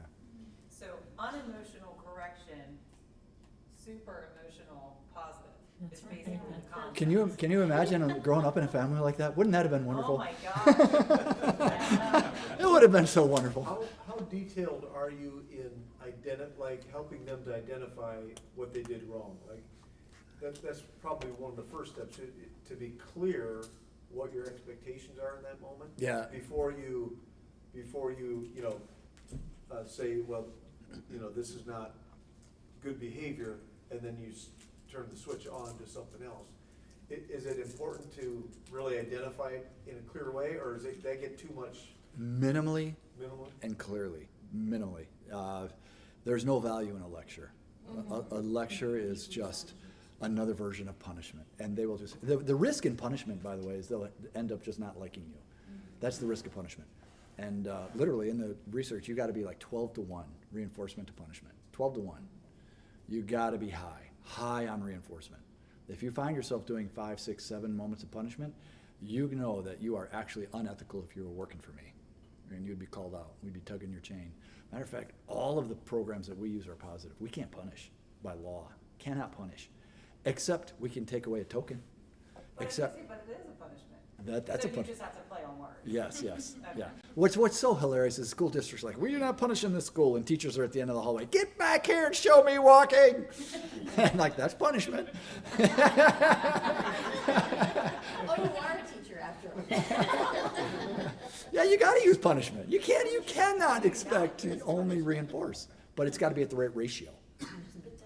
So when you go into these homes, or primarily in the homes, and you deal with the parents when they're trying to understand how to kind of manage a kid, et cetera, is there anything or things that you say to those parents to like make them not feel like it's on them? I'm gonna cry. No, I get it.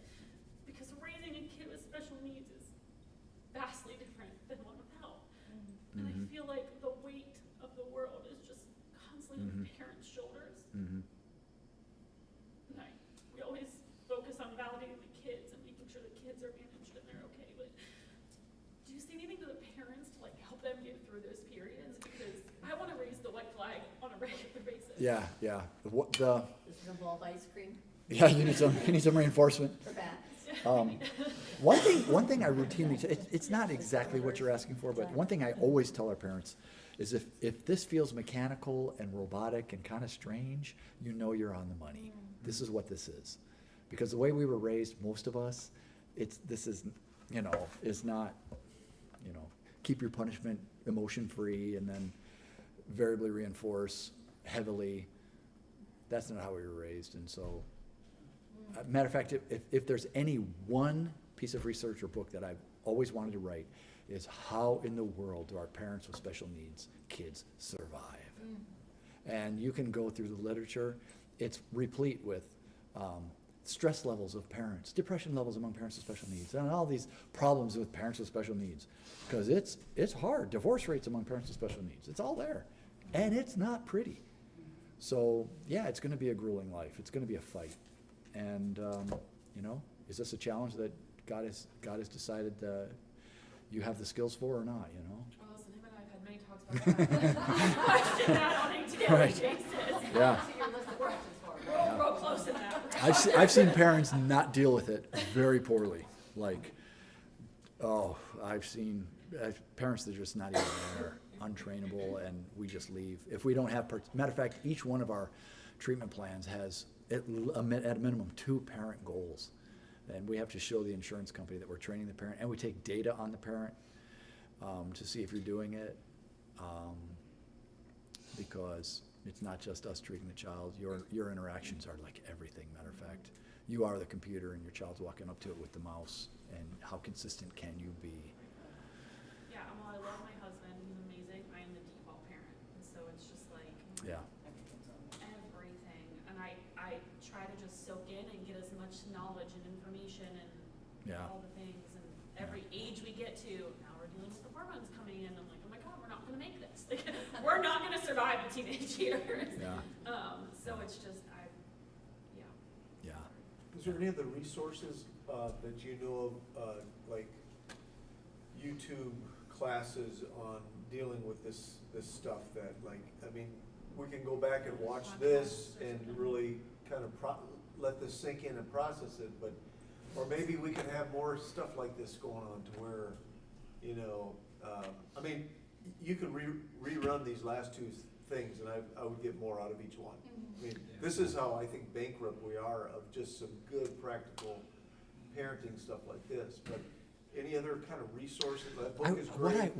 I've not heard a lot of parents talk about great resources. Most parent autism support groups turn into complaint sessions and they fizzle after 6 months. But They're all complaint sessions, they're all what? the complaints, that's all. Complaint session, right, right. In the group. It gets rough, right? There's no help, What- it's just. What's been your 'cause we have experience a with clear concept of- Facebook? Isn't there some Facebook groups? There are, and I was in a couple of them, and then a couple for like step parents of, like blended families, and all it is just complaints. Or venting, or Yeah, venting, complaining about your the kid and children Yeah. all the venting time. about your Yeah. kid, but none of it is helping. Mhm. Like you ask a question Yeah. and say, hey, how do I help with this behavior? And everybody's still on the other side, ignoring your question, but they're Right. complaining about their children and Yeah. their life and the drama going on with them. Yeah. Unfortunately, the answer is, I don't know. We've actually been going with Hershey's helped us a lot.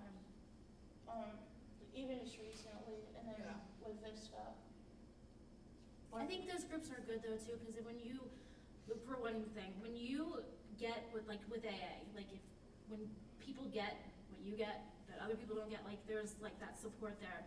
Yeah. Sometimes you just need like somebody to, say, hey, I'm going through that too, but when it gets to be like complaining and all that, and there's no It's like, draining on you too, cause there's no, Yeah, you kind of got to have a good leader yeah. to Yeah. squelch I'm this. sure there's good ones out there. Does Now, I it will come- say that what you are talking about this whole time works, and the reason why I say that is that I had a 5th grade math teacher by the name of Mr. Palmer, who would use exactly what you're talking about for years in his classroom. Yeah. And I've had many teachers over the years when I was in school. He is the only one I remember because he had that structure Yeah. like nobody's business. Yeah. And he infected like a whole generation of kids and then some, like Yeah. over 10, 15 year Wow. span. Yay for him. Yay for him. Yeah. Well, I just was gonna share, and I know I shared it with Pastor Mike after the first class that you had, the first session that you had. And I literally got home and my 4-year-old was pitching a fit about going to bed, and it was one of the things that I Here we go. And I was like, all right, cowboy up, here we go. And I walked in and I looked at her and I said, do you wanna make chocolate chip pancakes tomorrow morning? Yes, mommy. And I said, then you have to go to sleep, you have to stay in your room and not come over to mommy and daddy's room one more time. Mhm.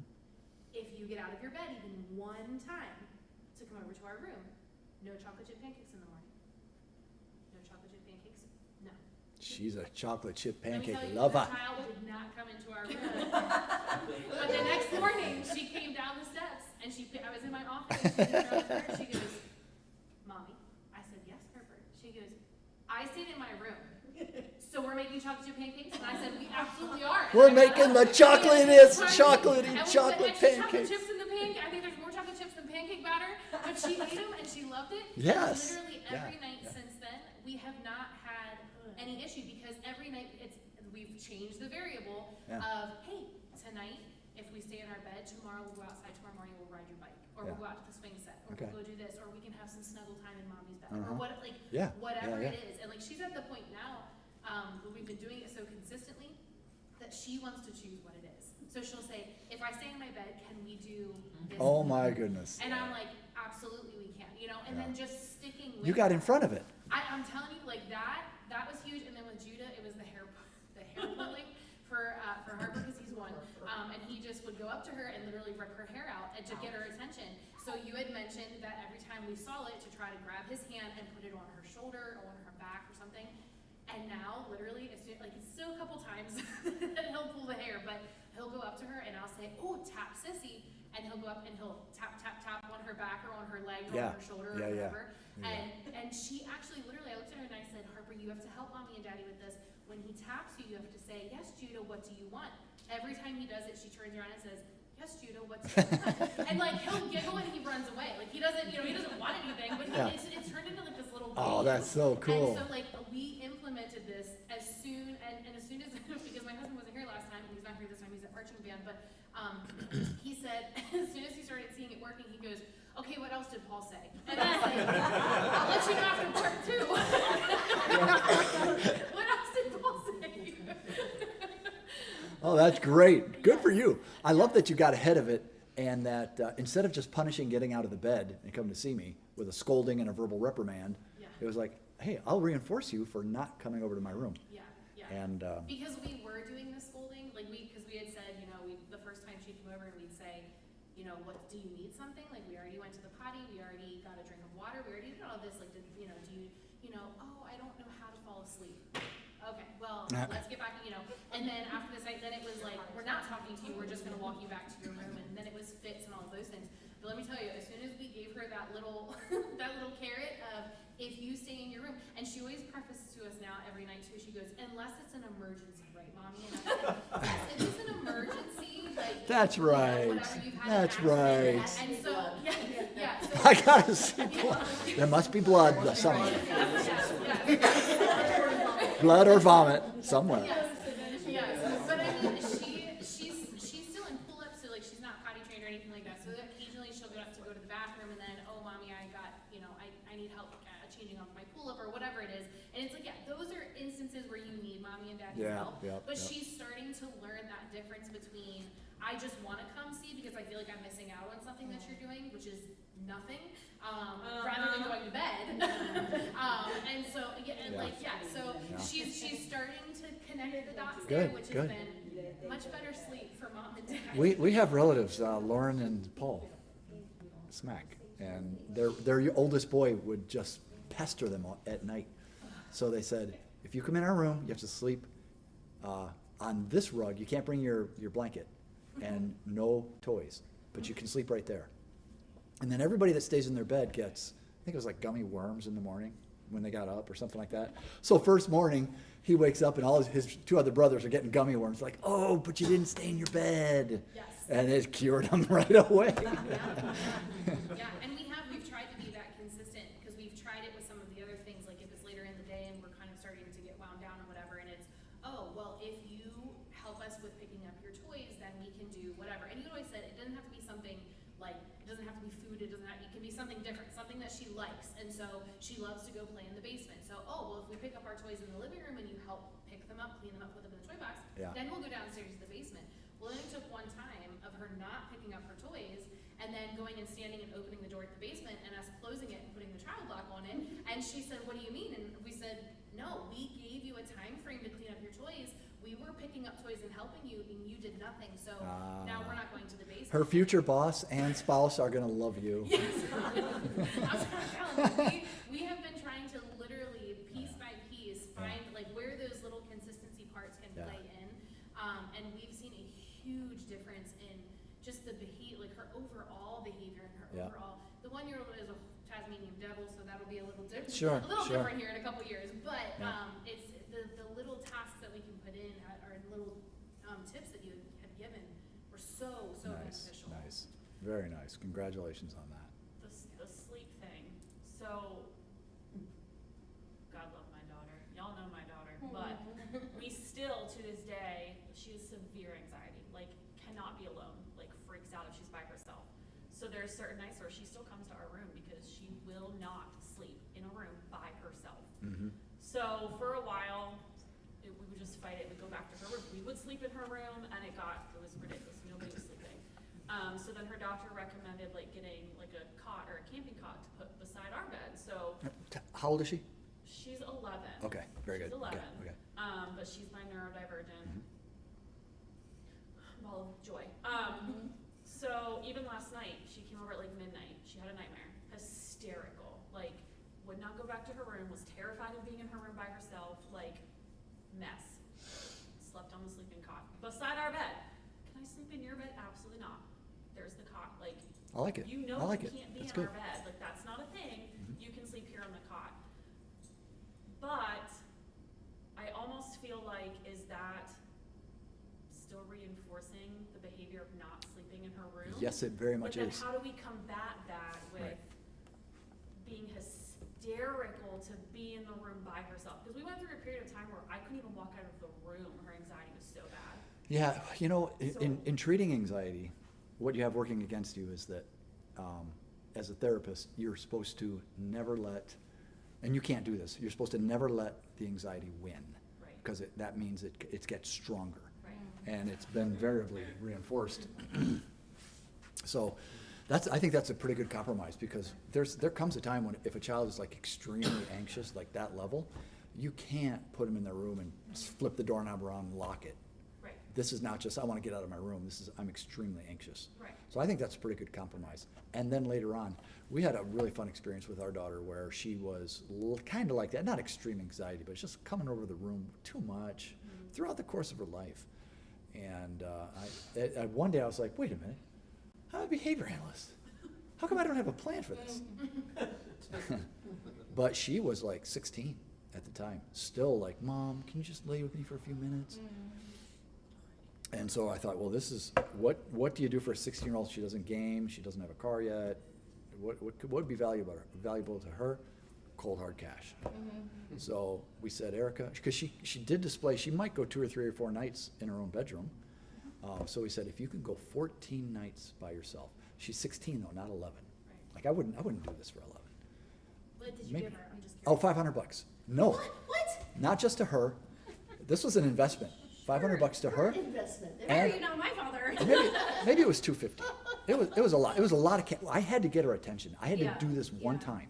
I didn't want to do this twice. So it wasn't just to her, but I had to make it social. You always, if you're working with somebody, you want to make it social as possible. So I said, and if you do it, Ellie, your younger sister, also gets the cash. So that Ellie would be like, come on, Erica, you gotta do it. You gotta do it. I love that. Yeah, to make it social. So she made it like 12 nights, and then she failed. And the next day she went to camp and had a Jesus intervention at the altar. She said, Mom, I went to the altar and Jesus delivered me. And she came back and said, it's 14 nights. That's the deal. So she pieced together another 14 nights, and both of them got the cash. You should have And- doubled it though. No, I'm kidding. yeah. And she did really, really good after that. Yeah. She did It really, was- really it good was after a- that. It was a beautiful healing that, Jesus was really there and stuff, but, I think it was a Jesus intervention driven by a token economy. yeah. 14 days, cash, motivated. But the way that we're doing it is, because sometimes my husband and I are like, is this rewarding behavior? But at the same time, it's not always behavior that she's controlling. Like the anxiety just takes over, and we know that. We can see when that happens, and it's a totally different scenario. So Yeah. then we're like, we're not really rewarding, but we're trying to make sure she's okay. But it's just one of those. Mhm. For a while, when she was little, it would be in our bed, and then we got to the point where like, this is enough. Like, we can't keep allowing that, because then it got to, I just want to sleep with mommy. I just want to sleep with mommy, and we recognize that. But then that anxiety would take over at certain times. We're like, what do we do? I'd run a little trial balloon if I was you. If there's a nice event coming up that you could take her to, if she does, let's say, I don't know what would be a good success for her, maybe 3 nights. She'd feel good about 5 nights or something like that. Yeah. Say, look, we're gonna do this, but you gotta be in your bed for 5 nights in a row. Okay. And it's something that's not gonna kill you, it's not super expensive or Right. something like I did. Yeah. And then, if she does it, take her and her sibling Okay. to the thing and see if she pulls it off. See how manageable this really is. See how valuable it is to her to stay in her bed. I know she does not like the cot. I will tell you that. When we That's first okay. got it, she was like, this is not comfortable. I was like, Good. well, you can sleep in your bed. It's great. You got a wonderful mattress. Good. And some nights she would, and other nights she was just so far gone, it didn't matter. She was sleeping on the And, top. and then also over time, I'd be moving that cot farther away from the bed and closer to the door. And then one day it straddles the doorway, and then the next day it's in the hallway. Or next month. You can Right. fade in compliance. Okay. I know we even had, with my son, we weren't caught out. Because he was in our room, so don't It's beat so yourself up. frustrating because I feel like, am I failing her? Like, you're 11, but then my brain goes, but there are things going on Right. intellectually Oh, for sure. you cannot control. Yeah. So it's that double-edged sword of how much am I giving in and how much am I like trying to make sure her needs are still being met, if that makes sense. And it's a horrible position, it's so gray. So Oh, stuff I don't like think so. that- I don't think it's too gray. Ugh. If you're describing it to us like it's severe anxiety, Yeah. I would do what you were doing, honestly. I would do that. I wouldn't feel any guilt Do you about think it. it's important or necessary to like find the, not, maybe not in her case, but like for your daughter, like the root cause, like why is she going through this at night? Should you go get help for that and figure out why it's even happening, or just? Yeah, that is a good question.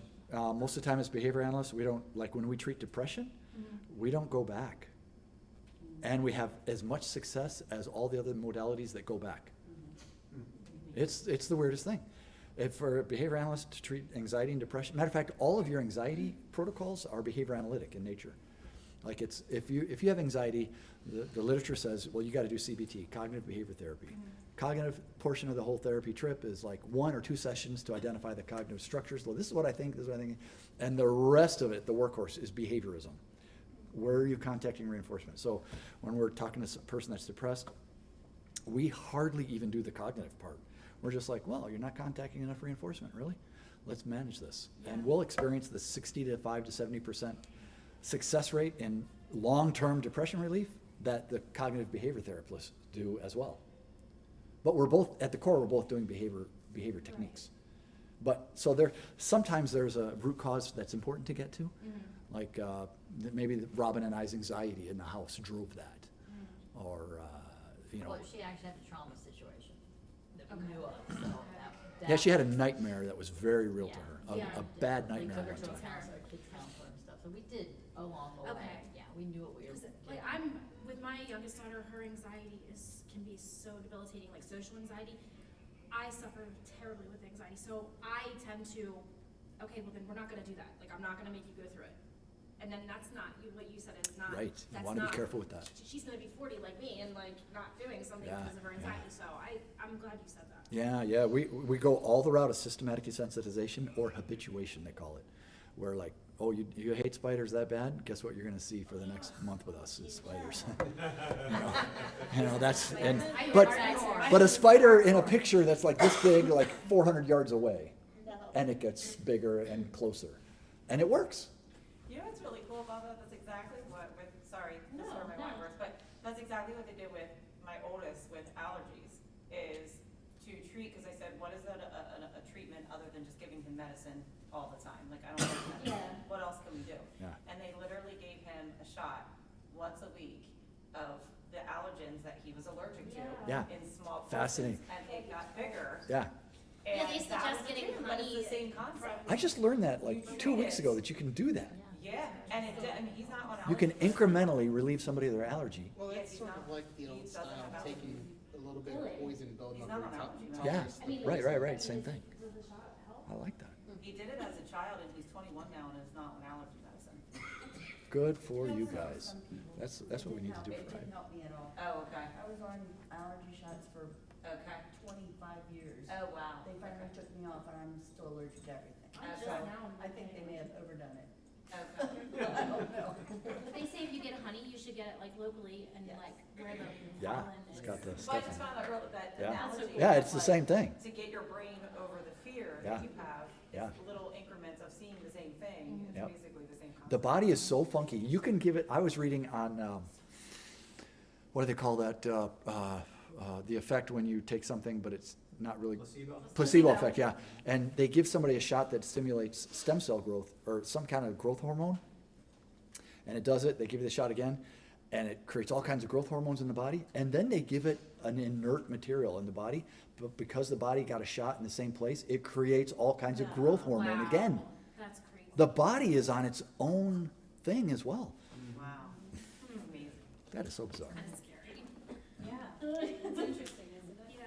Well, we've gone a couple hours and, Let's go we more. got a little bit, I know, I feel the same way and, Just come to my house. Do you have any available appointments? you know, and we appreciate your time, Paul. We gave him a small honorarium for these 2 marriage labs, but I could see us really investing more in the future. Cause I think, you know, the general parenting in addition to the specialized, with, Yeah. unique situations there, I think it's just so valuable. Yeah. So, should we do more of these kind of things? Yes, And, definitely. I'd love to invite you back Yeah, again. I just absolutely enjoy it, sharing it, I've seen that your name like in emails or something like with the school. So are you like at Northern, like, are you there a lot, like, are you No. involved with, no? I No, swore I saw we the don't name. contract with Northern. Okay. Oh, the superintendent, the Yeah, superintendent used to be, That's what I thought you were, I was like, oh, I know something. No, I'm just kidding. right now, You do know a lot. I am not the superintendent. Thank you, guys. What's the name of your business again? It's called Behavior Therapy International. You